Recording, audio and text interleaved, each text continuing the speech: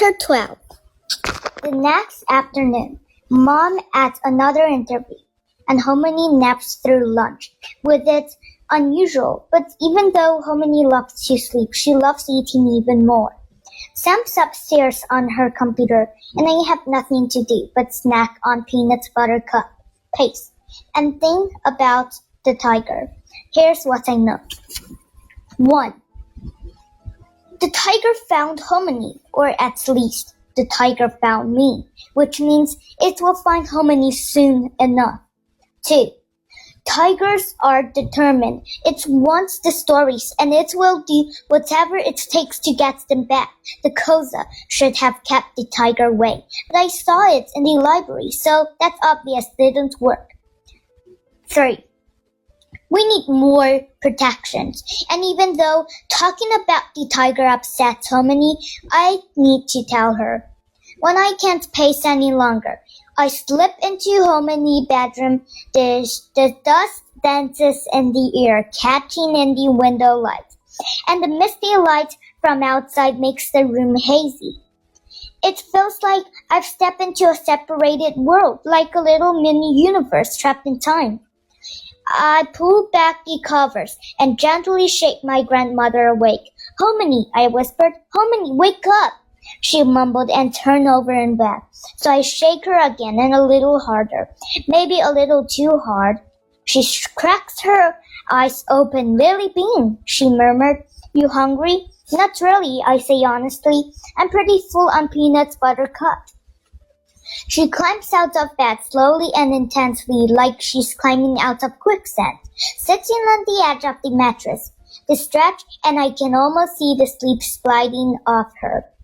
She looks weak. Hominy, I blurt my tiger question, temporarily on hold. Is the bug gone? Are you sure you're okay? I am better than okay. My family's here. That is all I ever wanted. She smiles, but her word wobbled. You stop worrying. Speaking of worrying, I tug at one of the braids. I think we need more protection than just Koza. I saw the tiger again.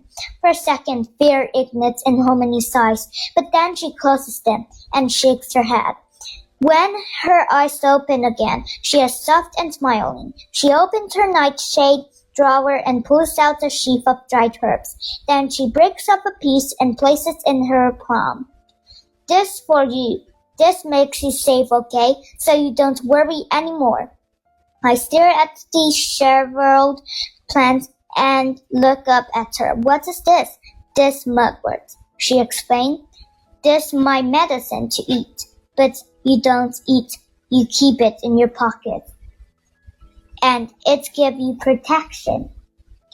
And this, she hesitated, before reaching behind her neck and unlatching the necklace. The silver chain with the pearl pendant, her special necklace, the one she wears every day, the one she rubs between her fingers when she's trying to find the right English word. This help you too. You wear for protection, and it keep you safe. My pulse beat in every limb as she fastened it around my neck. It's heavier than it looks, but this is yours, I say.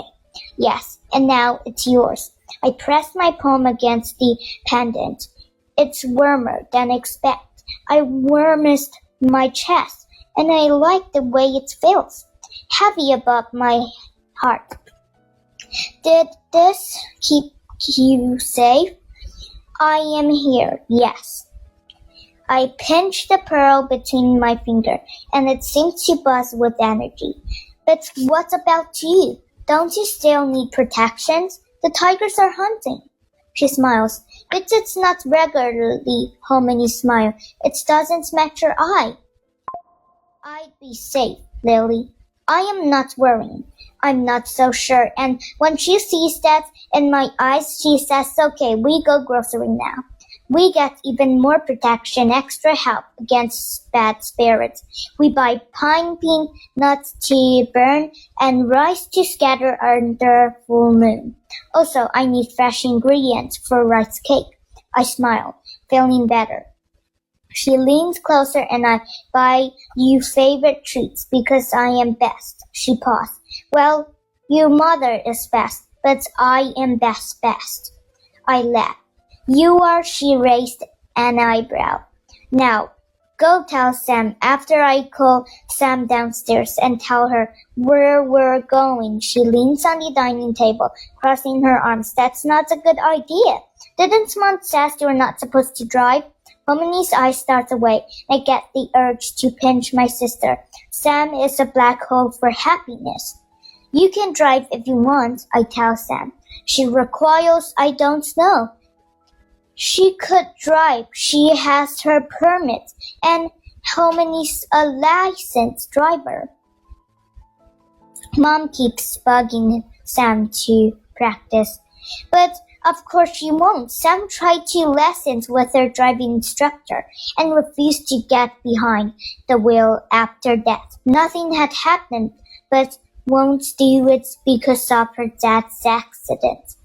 Harmony presses her palm against Sam's cheek. Life is not for waiting. We go now. We'll be okay. Sam tugs at her right cheeks, but Mom said, Harmony tusk. You, mother, don't know what she says. I'd be fine. Sam looks unsure, which is ridiculous, because Sam never cares what Mom says. You can stay here, I tell her. There's a flash of hurt in her eyes, and then annoyance. No, I'll come, she says. Harmony claps. Good girl. I go change into fancy clothes. Sam frowns. Why? Grocery, Harmony answered before disappearing into her room. Sam shakes her head, but a tiny smile tugs at her lip, and I feel happy too. Harmony is Harmony. Word is her normal, and I don't have to worry. With one hand, I put the mugwort into my pocket. With the other, I guess my pendant. Everything will be okay. I just know it. We arrived at the grocery store with a short list for eating. Mochi flavor for rice cake. Wasabi piece for Mom. Happy nutcracker for Sam. Peanut butter cup for Lily. For extra protection. 5-grain rice to scattered in the woods. Pine nuts to burn under a full moon. For Misk, laundry detergent. Sam raises an eyebrow when she sees the protection category, but she doesn't say anything. We have to leave here in half hours because rain's coming soon. Harmony says. Sam frowns. It's not gonna rain today. The weather app says there's a 0% chance. Harmony just pats Sam's head. Half hours, that's fine, I say. We won't take that long. I'm about to head up to check the grain aisle,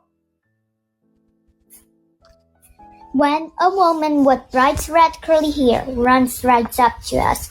You must be the granddaughter, she squeals. I'm a little worried she's about to pinch our cheeks, but she refrains. Harmony binks.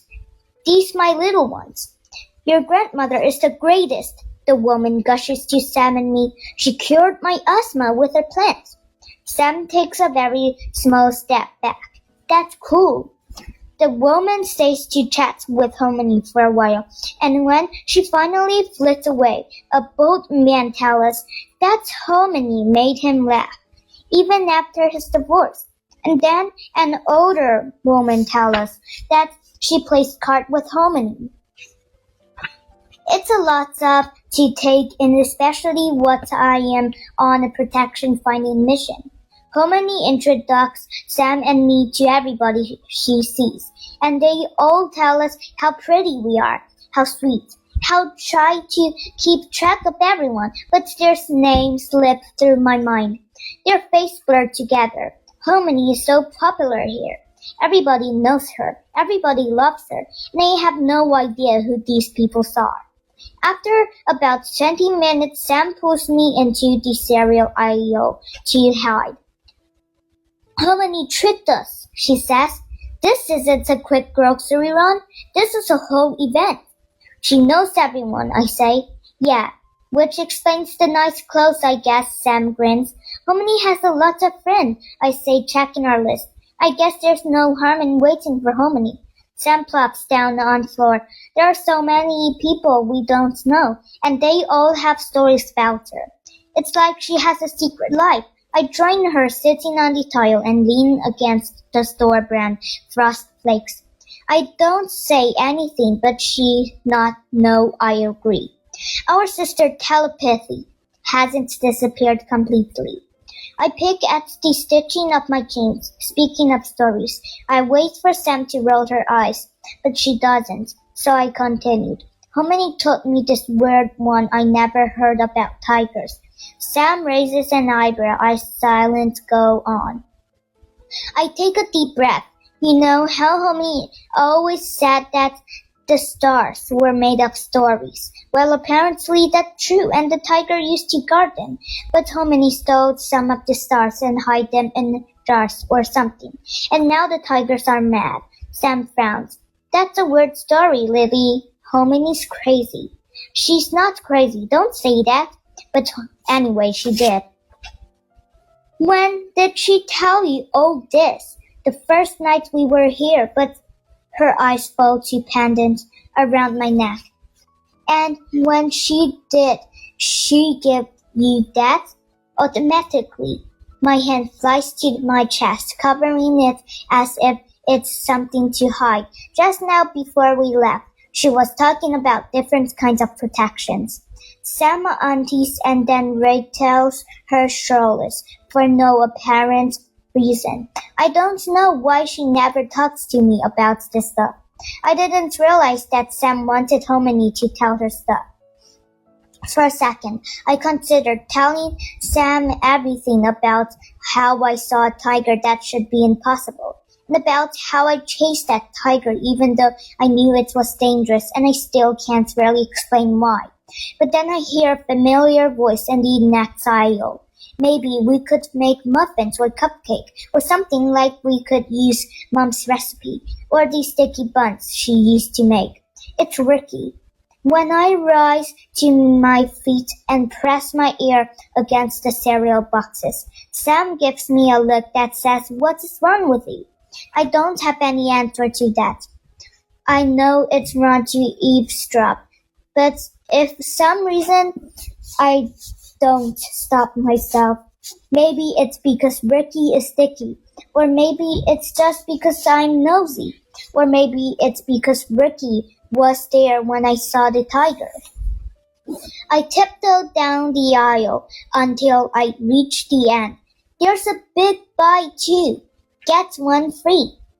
Display of Lucky Charms, about 100 stacked cereal boxes, and I use it as a spy shield. I peek out around the side, invisible, I tell myself, calling on my superpower with all my might. Ricky walks down the aisle with the man who I'm guessing is his dad, because he looks like a grown-up version of Ricky. Sam messy brown hair, Sam big blue eyes. I wonder if Ricky great-grandfather looked like that, too. The tiger hunter. Sam frowns in confusion and follows me to the end of the aisle. Lily, she asks, but I shush her. And she joins me in spying. Who's that? She whispered. I shake my head to she'll be quiet. But she nudged me in the ribs. Sam is incapable of being invisible. I met him at the library, I say as quietly as I can. Sam makes a noise. A noise that says he knows something I don't know, which is annoying. But I ignored her. I'm busy eavesdropping. Connor loves that recipe. Ricky's saying he's looking up at his dad with a kind of desperation, but his dad's not paying attention. Did I tell you about that one time when I made it? He ate like 4 whole servings. No, not like 4, like 6 actual. Then he got really sick and he threw up everywhere and Ricky quiet. Ricky's dad massaged his temple. I get this sinking glued to the ground feeling. This is an awkward family moment. I should mind my own business. We probably shouldn't, Sam murmured, but I keep watching. Ricky sat and pushed a cart, scanning the stand good. and Ricky jogs along after him. But Dad, I'm pretty sure I told you the story. Do you remember? It was when we were at the laser tag place and Ricky, his dad, snaps so loudly that Sam and I both stepped back from the cereal. Ricky looks up at her, face open and hopeful, like he can't tell his dad is upset with him. And I shot him right in the chest with the laser only, so it's not like he could actually feel it. And then, will you shut up? The word echoed through me. I felt the horribleness of them in my chest squeezing here. Sam tugs at my shirt sleeves. Come on, she whispered. I look over her shoulder to see Hominy standing at the end of the aisle, baskets full waving as over. She points to her watch and mimics marching and then rain. The grocery store has mostly cleared out by now, and she's worried about the weather. Gotcha, Hominy mouthed. Let's go. But I can't leave now. Staying feels wrong. But leaving feels even worse. I inch closer, pressing myself against the Lucky Charm. I watch Ricky stop walking, lips frozen mid-smiles, but eyes wide with hurt. Slowly his smiles fade, and he stares down at his shoes. I lean forward. I don't know this kid, but I know that feeling. I want to reach out and say, I see you. I want you. Only there's no more time for wanting, because suddenly I'm falling forward. The cardboard display falls over and then I'm on top of it, sprawled out on the floor in front of Ricky and his dad and the rest of the grocery store, surrounded by stereo. Oh man, Sam says, backing away from me, as if embarrassment is contagious.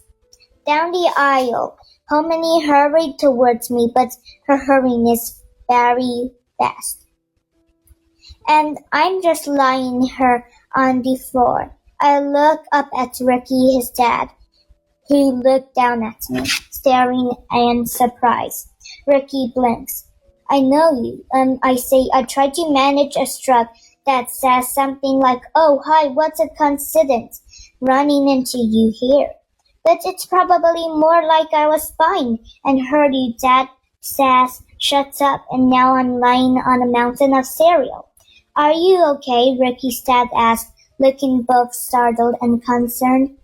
I nod. Yeah, totally fine. I was just trying to decide if I want cereal, but I don't think I'm going to get it.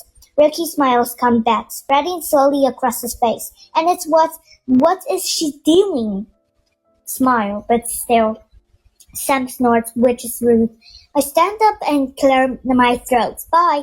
I'm very much ready to run away now, but Hominy finally made it in here. And he stops me. Hominy runs a hand over my hair, which is probably a mess, and beam as Ricky and his dad. Hello, boys. Ricky's dad clears his throat. Hello, Acha. Hominy smiles as Ricky's dad and points at the cereal. You help me fix that, please. He lurched forward and propped the cardboard shelf up.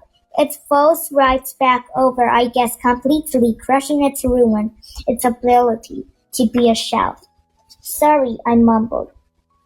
All okay, Hominy says. We stack, so Hominy, Sam, Ricky, his dad, and I work together stacking the boxes. It's incredibly uncomfortable. I want to disappear because they don't know that I was eavesdropping. But it's obvious, right? When we're done, Hominy puts her hands on Dad's shoulder. Thank you, she says. It is always good to help each other when we need it. She turns to Ricky, see. I have struggled her, and you, Dad, help me. Sometimes parents and grandparents need help too. Sam and I exchange a glance. Now is not the time for one of Hominy's life lesson. Turning back to his dad, Hominy says, and when Ricky have struggled, you help him. We always remember to help each other. You both good boys, and you have hard times, I know that. When with you hard times, you can together, not apart, okay? Harmony glows with both fierceness and kindness. It's like she lit up from the inside, like she has stars burning inside her. And I realize she knows he must. I'm not sure how much she managed to overhear their conversation, but somehow she did. Ricky and his dad both nod, and the dad looks a little embarrassed. I think he knows he was wrong. Ricky looks over at him, and I shrug, as if I have no idea what Harmony is doing. But really I get it. I want to tell Ricky I see you, but Harmony talks to Ricky's dad. She's telling him, I see you, and I see the way you could be. Even though Harmony's fierceness has nothing to do with our tiger protection plan, I can't help thinking I was supposed to see this. This is part of her story.